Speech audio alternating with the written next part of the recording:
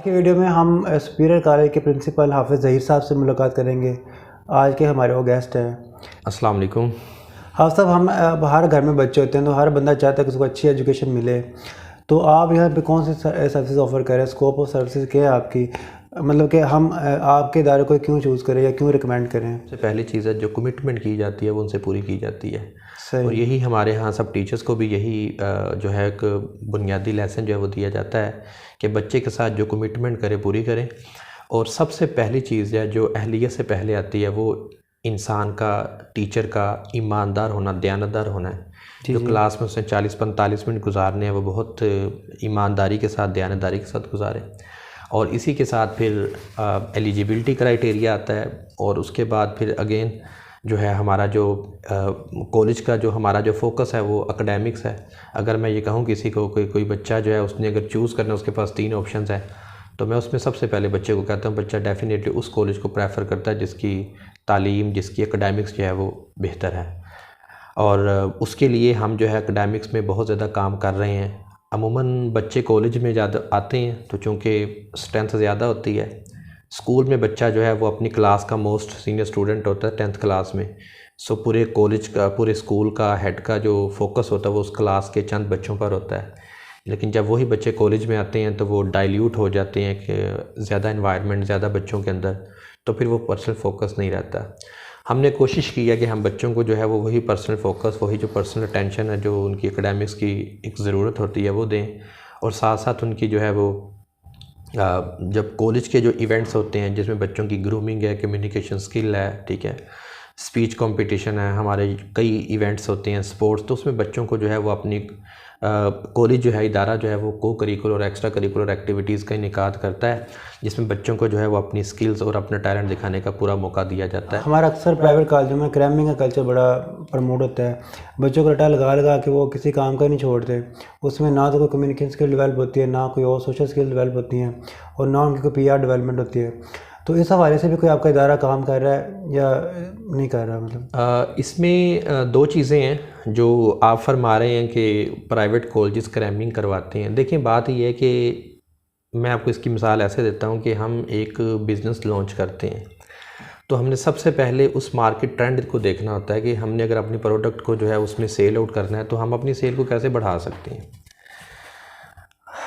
अब हम इसी एग्ज़ाम्पल को अगर हम फिट करें एजुकेशन सिस्टम के ऊपर, तो आज की जो प्रोडक्ट है वो हमारे मुआशरे की ज़रूरत, हमारे मुआशरे की जो डिमांड है वो एक अच्छा सच बोलने वाला, अपने वालदैन की, उसाज़ा की खिदमत करने वाला अनफॉर्चुनेटली नहीं है। लोगों की डिमांड है नंबर, मार्क्स। लोग हमारे पास आते हैं, वो कभी हमें ये नहीं कहेंगे कि आपके जो बच्चे थे वो फ़लाँ जगह पे उन्होंने कोई शहर के अंदर कोई इस तरह का मिसबिहेव किया। लोग कहेंगे, वो आके यही बात करते हैं कि जी आपके बच्चों के नंबर कितने हैं, आपके बच्चों ने टॉप किसने किया है। तो अब आपकी बात को मैं इंटरप्ट करूं, क्या ये ट्रेंड ठीक है और हेल्दी ट्रेंड है क्या सोसाइटी में? मैं वही बात कर रहा हूँ कि इट विल टेक टाइम। और इसमें इदारा जो है वो अपना एक जो किरदार है वो पार्शल प्ले कर सकता है। हम एज आ होल इसमें जो है वो नहीं कर सकते क्योंकि सिस्टम इस तरह का है और कम्युनिटी की डिमांड इस तरह। हाँ, ये ज़रूर है कि हम वो जो कम्युनिटी की डिमांड पूरी करने के साथ साथ हम ये वाहिद इदारा जो जिसमें हमने तालिब बच्चे की तरबियत के लिए जो है और कम्युनिकेशन स्किल की बेटरमेंट के लिए हमने यहाँ पे लैंग्वेज के लेक्चर्स का अहतमाम किया हुआ है। अच्छा, अब सब इसमें ऐसा है कि जो हमारा करंट एवेल्यूशन सिस्टम चल रहा है, क्या मतलब ये ठीक है? इसमें आपने कम्युनिकेशन की बात की है अब, तो अब हमारे अक्सर ग्रेजुएट्स हैं, उनकी कम्युनिकेशन स्किल इतनी अच्छी नहीं होती, मतलब किसी भी फॉरम पे वो कम्युनिकेट कर ही नहीं पाते। हालांकि वो उनके A ग्रेड B ग्रेड अच्छे नंबर्स आए होते हैं, अच्छे नंबर्स के बावजूद उनकी वो कैपेसिटी बिल्डिंग क्यों नहीं हो पा रही? बिल्कुल वही बात है कि इसमें एक तो मुआशरे को बहुत ज़्यादा जो है वो लोगों को समझाने की ज़रूरत है कि हम लोगों को कम्युनिटी को एजुकेट करें कि हमारी नीड क्या है। तो इसमें एक तो मेरा ख्याल है कि गवर्नमेंट का और उस लेवल पे एक बड़े पैमाने पर अपने किरदार प्राइवेट इदारों में तो गवर्नमेंट का इतना इन्फ्लुएंस है, लेकिन हमें सर सिस्टम तो जो गवर्नमेंट की पॉलिसीज़ फॉर्मेट होती है हमें फॉलो तो उसी को करते हैं ना। सही है। तो इसलिए सबसे पहले तो हमें ये कर, दूसरी चीज़ ये है कि जो क्राइटेरिया है उसमें हर जगह पे जो है वो, मसलन मुझे याद है कि जब हम यूनिवर्सिटी में एडमिशन के लिए गए थे तो हमारा भी इंटरव्यू हुआ था, लेकिन वो इंटरव्यू जस्ट जो है वो फॉर्मेलिटी थी। अब जो है उस वक्त हमें, हमारे लिए, अब बच्चों को जब हम पता चलता है इंटरव्यू होता ही ऐसे है, तो वो भी जस्ट एक फॉर्मेलिटी होती है। उसके बाकायदा जो है वो मार्क्स रखे जाएँ।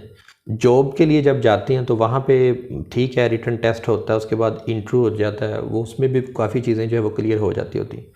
तो मेरा ख्याल है कि बच्चे को जिस वक्त एडमिशन के लिए इस चीज़ को बार बार करवाया जाए, क्योंकि ये वो स्किल है जो at the time of education जो होती है आप उसको बेहतर कर सकते हैं। तो ये वाली जो स्किल है, स्किल डेवलपमेंट क्यों नहीं हो रही? मतलब स्किल डेवलपमेंट पे देखें ना, मार्क्स पे सिर्फ फोकस है, स्किल डेवलपमेंट पे फोकस नहीं है। एक्स्ट्रा करिकुलर एक्टिविटी करवाते भी हैं तो उसमें उस तरह की वो स्किल प्रोड्यूस नहीं करते।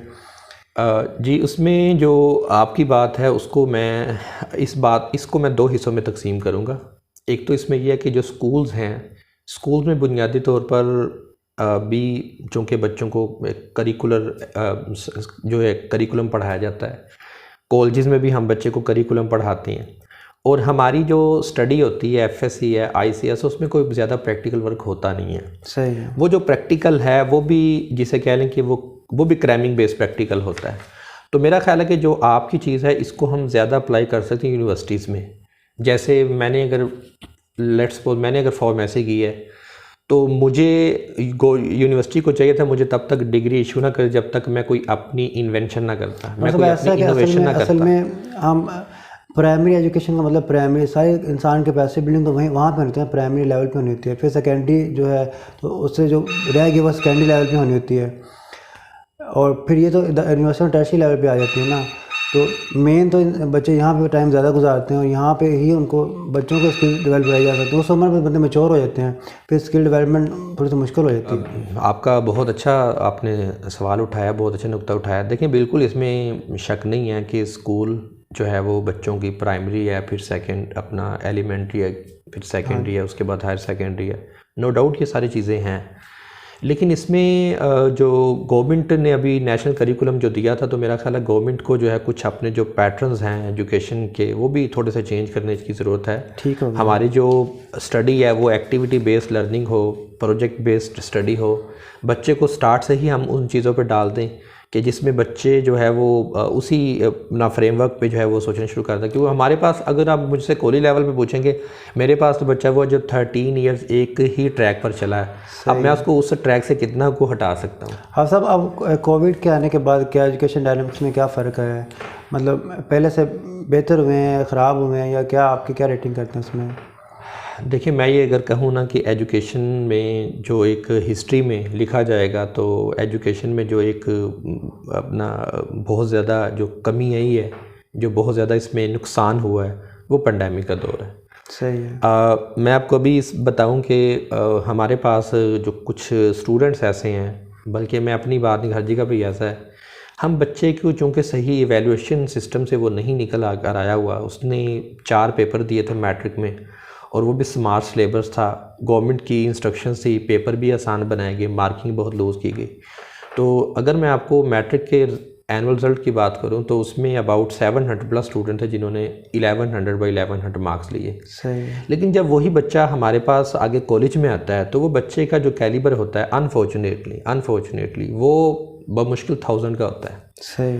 अब वो बच्चा जो है वो 1100 मार्क्स लेकर आ गया, उसकी सोसाइटी, उसके घर वाले उसी से वही एक्सपेक्ट कर रहे हैं कि ये 1100 वाला बच्चा है, जबकि बहुत सारे बच्चे वो हैं जिनका कैलिबर 800 वाला था, अब वो कोविड की वजह से 1080, 90 पे आए हुए हैं।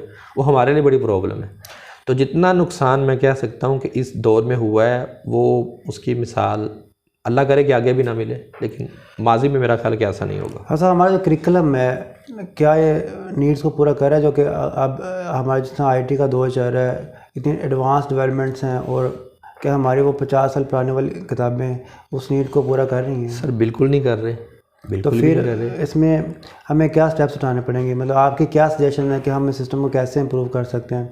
मतलब आप तो इस सेक्टर से काफ़ी अरसे से मुंसलिक है, तो बेहतर एडवाइस कर सकते हैं क्या क्या पॉइंट्स इन पर बात हो सकती है और आपकी बात आगे शायद कम्युनिकेटिव हो जाए। देखिए, एक तो गवर्नमेंट ने बहुत अच्छा इनिशिएटिव लिया है। अगर मैं आपको NMD कैट की बात करूं, एंटी ट्रस्ट, चूँकि बच्चे हमसे निकल कर आगे जाते हैं मेडिकल कॉलेजेस में, यूनिवर्सिटीज़ में, मेडिकल यूनिवर्सिटीज़ में जाते हैं, तो एक चीज़ जो एक बार गवर्नमेंट ने अच्छी की है वो ये है कि थोड़ा सा जो एंटी टेस्ट का एक पैटर्न था वो चेंज किया है। उसमें नेशनल की जो फेडरल की बुक्स हैं उनको शामिल किया है। तो हमारी जो पीटीबी पंजाब टेक्स्ट बुक की जो बुक्स हैं ये तो बहुत पुरानी है, मुझे जहाँ तक ख्याल पड़ता है 2002 में ये सिलेबस आया था और अब 2022 है, 20 साल हो गए इसी सिलेबस को जिसको हम पढ़ रहे हैं। और 20 साल में कोई नई इनोवेशन नहीं है, और 20 साल में तो बहुत ज़्यादा इनकलाब आया है। हमें सिलेबस था, इसको रिव्यू करने की ज़रूरत थी, तो गवर्नमेंट ने इसका जो है वो स्टेप लिया है कि एंटी टेस्ट के लेवल पर इसको अप्लाई किया है। सेकंड जो है वो सर जो आप पूछ रहे हैं कि वो जो पेपर पैटर्न है, पेपर पैटर्न गवर्नमेंट ने थोड़ा सा किया कि इस बार उन्होंने हमें जो बताया कि उसमें कुछ परसेंट उन्होंने जो है वो नॉलेज बेस्ड क्वेश्चन है, कुछ जो अंडरस्टैंडिंग बेस्ड क्वेश्चन है। तो जब इस तरह से होगा तो बच्चे कुछ ना कुछ जो है वो उसका जो क्रैमिंग का जो लेवल है वो कम हो जाएगा और उसको जो है वो लॉजिकल रीजनिंग के साथ जो है वो स्टडी करने की आदत होगी। लेकिन इसके साथ साथ जो हमारी जो स्किल्ड जो एजुकेशन है, जो प्रैक्टिकल बेस्ड जो प्रोजेक्ट बेस्ड एजुकेशन है वो बहुत ही कम है। उसके लिए मैं ये समझता हूँ कि कुछ ना कुछ जो है वो अगर बच्चे को स्कूल से ये करने की आदत हो, कुछ फिर वो बच्चा जब कॉलेज के प्लेटफॉर्म से वो डिमांड करेगा तो कॉलेजेस उसकी उस डिमांड को पूरा करने की कोशिश करेंगे। देन यही बच्चा जिसकी ये एक मेंटल ग्रूमिंग हो चुकी होगी कि उसने इस प्लेटफॉर्म से चीज़ें सीखने, फिर आगे वो यूनिवर्सिटी में भी सीखेगा। सही। तो इसमें गवर्नमेंट को जो है वो पूरा का पूरा जो एजुकेशन सिस्टम है उसको रिवैम्प करना पड़ेगा, इसको रिवैम्प करने की बहुत ज़्यादा ज़रूरत है। अच्छा, इसमें ऐसे है कि अब हमारे अक्सर बच्चे जो हैं वो एंट्रेंस एग्ज़ाम नहीं क्लियर कर पाते, उनका वो ना IQ होता है और ना EQ होता है। देखिए मैंने जो आपसे बात की ना, तो मैं इसकी मिसाल ना बच्चों को यूँ देता हूँ कि मैं बच्चे से कहता होता हूँ कि आप समझ के पढ़ा करें। बिल्कुल। आपकी जो बात है उसमें अगेन वही बात आती है, क्रैमिंग है मेन। अब क्रैमिंग हम ये भी नहीं कह सकते क्रैमिंग ना करवाएं, हमें बच्चे को क्रैमिंग करवानी भी पड़ती है क्योंकि बोर्ड नंबर ही उस पर देता है। फिर हम बच्चे को एक नई टर्म मैं बच्चे से कहता हूँ तो कॉन्सेप्चुअल क्रैमिंग करें, हाइब्रिड सिस्टम कर लेना। आप उसको पहले अच्छी तरीके से समझें, हाँ जी, समझ के उसको अच्छे तरीके से याद करें।